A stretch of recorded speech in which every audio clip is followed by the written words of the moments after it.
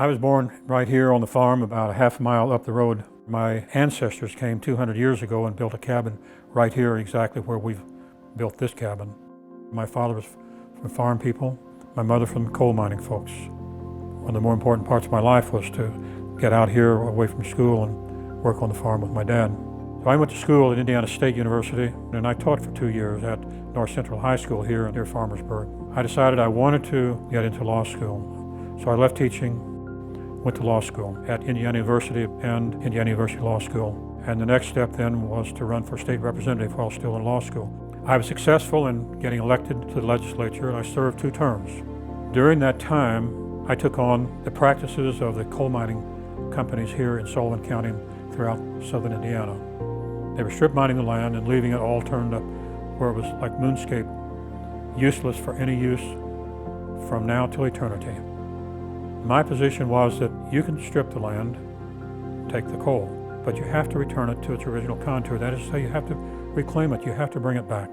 So I fought the issue and fought for 2 terms. In April of 1977, the Strip Mine Reclamation Act was adopted by Congress, requiring the coal companies to restore the land. I was fortunate enough, all those years later, after having paid such a high price for having stood against the coal companies, to be invited by the White House to stand in the Rose Garden as President Carter signed the reclamation bill. Well, about that time, Birch Bayh was running for president. Birch and the White House arranged me to come to D.C.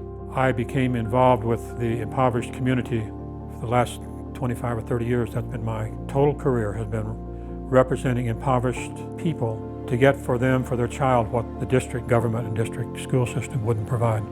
I represented hundreds of them, and with few exceptions, won the cases. The joy that came in prevailing, in seeing a child who had failed, had no hope, to have hope. I took my twin daughters to the hospital. A nurse's aide came running up to me, grabbed me, hugged me, turned to my daughter, she said, "I love your father. He saved my son." That was pay. I'm not running against Dr. Bucshon. I'm running for the people in this district. I'm running for something, not against.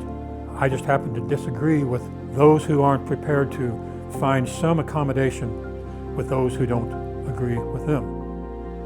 To that extent, I believe that it's time for a change. My question to the district would be, has Dr. Bucshon made life better for you? If he hasn't, it's time for a change. Vote for Ron Drake.